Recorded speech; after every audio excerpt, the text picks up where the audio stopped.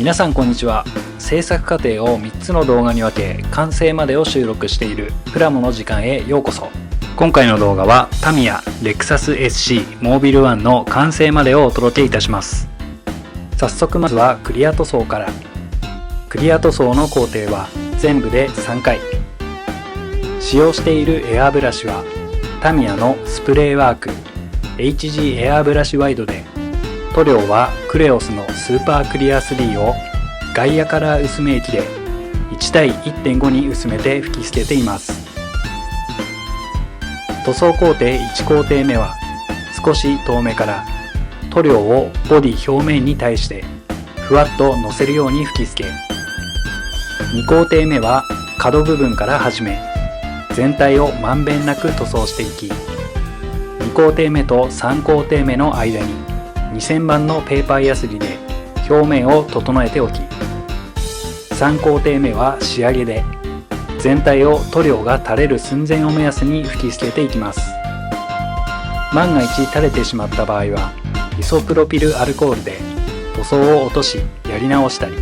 リカバーに時間を取られるなど悲惨なことになりますので、慎重に塗装を行っていきます。次に取り出しを行っていきます。クリア塗装後十分に乾燥させた塗装面は一見ツヤがあるように見えますが、塗装面にはまだまだ凹凸が存在しています。この凹凸を消していく工程です。徐々にペーパーヤスリの番手を上げながら滑らかな面にしていくので、前のクリア塗装工程では逆算をし厚めに塗装をしています。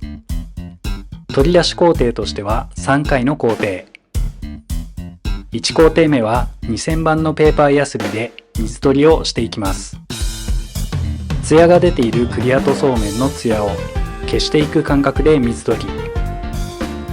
2工程目、3工程目はそれぞれゴッドハンド製の紙ヤスを使い、それぞれ6000番、8000番と番手を上げつつ水取りをしていきます。表面の目安としては反射する景色が歪まない程度と考えているので、研いでは拭き取り確認を繰り返し表面を滑らかにしていきます。2000番から始めマットな面が徐々にツヤが出てきたことを確認し終了です。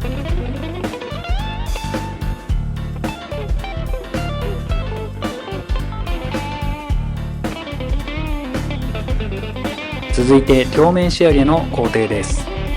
表面仕上げの工程としては3つの工程となります。シーフォース製のリドルーターに筋彫り銅のバフを取り付け作業を行っています。1工程目はタミヤコンパウンドの粗めで1周、表面を一皮剥くといった感覚で研磨していきます。1工程目で粗めのコンパウンドでは傷を消すことはできませんので、2工程目、3工程目につなぐ感覚で少しずつ傷を消しながらツヤを出していきます。2工程目はタミヤの再目で1周、3工程目はタミヤの仕上げ目で限りなく傷がなくなるよう意識しながら研磨していきます。万が一途中で角が出てしまったら慌てず残しておいたボディカラーなりでタッチアップ。バフが届きづらい奥まった箇所はタミヤの研磨クロスや綿棒などにコンパウンドをつけ磨いていきます。次に残りの塗装とインレットマークの貼り付けとメッシュ素材の貼り付けです。まずは残りの塗装から。ウィングはエボブラック塗装後デカールを貼り付けてありましたので、クレオスのスムースクリアを吹き捨てデカールを貼った感をなくします。マフラーは焼け塗装としてあらかじめクリアレッドをささっと塗装してあるものに対しクリアブルーを吹き捨て雰囲気を出していきます。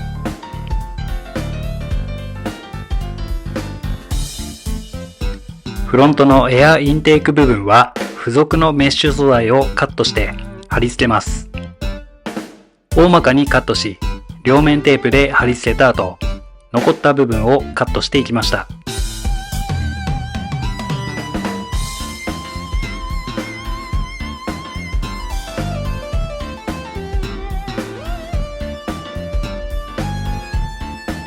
インレットマークはピンセットで台紙からゆっくり剥がし、それぞれの箇所に貼り付けていきました。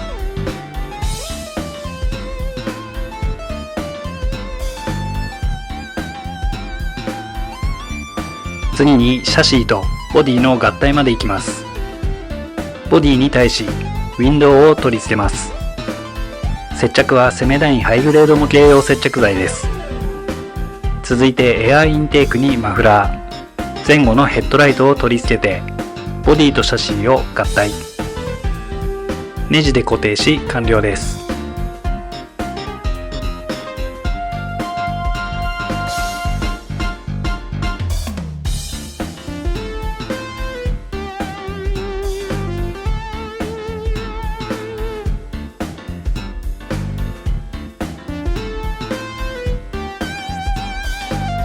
続いてタイヤマークの貼り付けです。タイヤマークを貼り付ける前に、まずはホイールとタイヤを組み立て、シャシーに取り付けます。キット付属のタイヤマークですが、貼り付けには少しだけコツがいります。それはマークの台紙から貼り付けたい部分のみをカットする部分です。台紙までナイフを入れてカットせず、台紙を残してペラッペラのシールだけをピックアップします。ピックアップしたらタイヤにあてがい、水分をたっぷり含んだ綿棒で優しくタイヤに押し当てていきます。シールをひたひたに浸し1分ほど経過したら、マーク以外の濡れている極薄なペーパーをそっとスライドし取り除きます。上手に貼れたらマークに付着している水分を綿棒で取り除き完了です。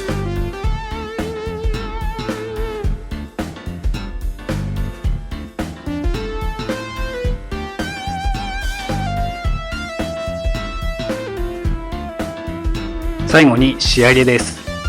フロントグリルを取り付けたら残りのデカールを貼り付けていきます。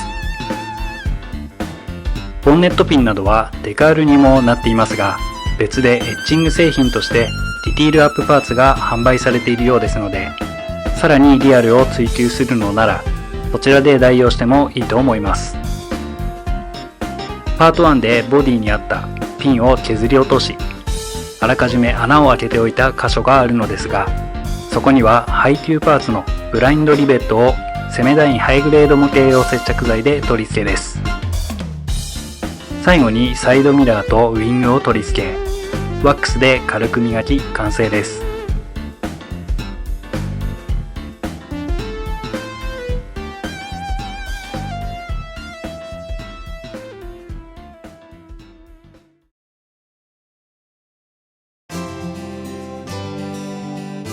どうしても大型デカールがあるキットが苦手で敬遠してきたレースカーですが、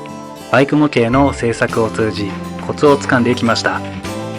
決め手は前回の青島製 R34 の製作でしょうか。ストライプデカールがあり、綺麗に仕上がったことで自信に変わり、改めてこのレクサス SC で挑戦してみることに。コツとしては、デカールを貼り付ける部分はとにかく凹凸を限りなくなくすこと。デコボコした面にデカールを貼り付けてもデコボコのままで、そこには空気も溜まりやすく、